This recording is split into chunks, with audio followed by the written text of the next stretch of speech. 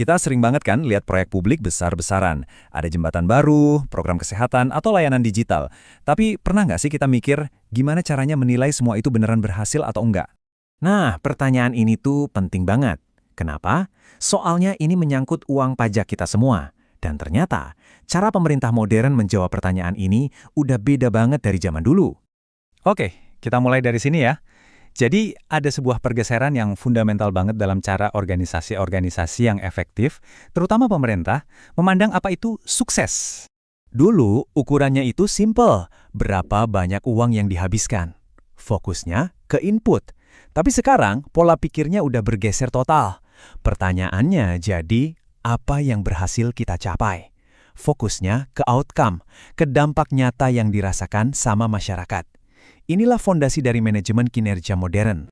Jadi, biar kita bisa paham apa yang dicapai, kita tuh butuh semacam peta yang jelas. Sebuah alur yang bisa nunjukin gimana sumber daya yang ada di awal bisa menghasilkan dampak yang kita semua inginkan di akhir. Biar gampang, kita pakai analogi bikin kue aja ya. Input itu ya bahan-bahannya, tepung, gula, telur. Proses itu pas kita ngaduk adonan dan manggang kuenya. Outputnya, jadilah sebuah kue. Tapi apa berhenti di situ? Enggak dong. Outcome-nya atau dampak nyatanya adalah pas keluarga kita makan kue itu dan merasa bahagia. Nah, rasa bahagia itulah tujuan utamanya. Cara pikir yang baru ini bukan cuma sekedar ide ngawang-ngawang loh, tapi beneran diterapin dalam sebuah sistem yang terstruktur. Semacam cetak biru gitu. Tujuannya biar semuanya jelas dan bisa dipertanggungjawabkan. Coba bayangin siklus ini muter terus sepanjang tahun. Dimulai dari awal tahun dengan bikin rencana strategis, terus ada komitmen yang jelas lewat perjanjian kinerja. Selama setahun penuh, kinerjanya diukur dan dievaluasi terus-menerus. Dan di akhir tahun, hasilnya dilaporkan secara terbuka ke publik. Ini jadi semacam lingkaran akuntabilitas yang nggak pernah putus. Nah, perjanjian kinerja ini jangan dibayangin kayak dokumen birokrasi yang ribet ya. Anggap aja ini sebuah janji tertulis. Janji yang jelas banget antara pimpinan dan timnya tentang apa aja sih yang mau dicapai. Jadi semua orang di dalam tim itu paham betul apa tujuan bersama mereka. Oke, punya rencana yang bagus itu satu hal. Tapi kita semua tahu kan, kadang-kadang kenyataan nggak selalu mulus. Makanya kita juga harus siap kalau ada sesuatu yang berjalan di luar rencana. Disinilah peran manajemen risiko. Simpelnya gini deh, ini adalah cara kita buat antisipasi hal-hal yang nggak diinginkan, biar nggak ada kejutan yang bikin program gagal. Tujuannya apa? Ya buat ngelindungin organisasi, biar tetap bisa ngasih hasil yang terbaik buat masyarakat. Biar rencananya aman dan tetap di jalurnya, pemerintah punya yang namanya Sistem Pengendalian Internal Pemerintah, atau SPIP. Anggap aja ini kayak fondasi sebuah bangunan. Ada 4 elemen utamanya, budaya kerja yang berintegritas, penilaian risiko, kegiatan pengendalian, dan tentunya pemantauan yang terus-menerus. Oke, kita udah ngomongin sistem, udah ngomongin proses. Tapi ada satu faktor lagi yang paling krusial dari semuanya. Apa itu? Manusianya. Soalnya, sehebat apapun sistemnya, kalau pemimpinnya nggak jalan, ya percuma. Pemimpin itu ibarat jembatan antara rencana dan hasil. Mereka lah yang nerjemahin strategi di atas kertas jadi aksi nyata dan ngebangun budaya di mana setiap orang merasa punya tanggung jawab.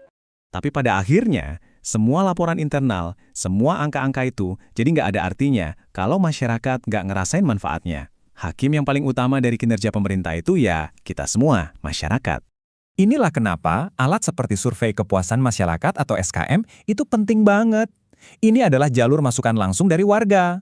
Lewat survei ini, suara kita didengar dan pemerintah jadi punya kewajiban untuk terus dengerin masukan dan memperbaiki diri. Nah, sekarang kita masuk ke bagian terakhir. Di zaman yang serba terhubung ini, ada satu hal yang pasti. Nggak ada satupun organisasi yang bisa sukses sendirian. Kinerja yang hebat itu butuh kerja bareng, butuh kolaborasi. Coba deh kita pikirin, masalah-masalah besar zaman sekarang, kayak perubahan iklim atau krisis kesehatan, kan nggak mungkin diselesaikan cuma sama satu pihak aja.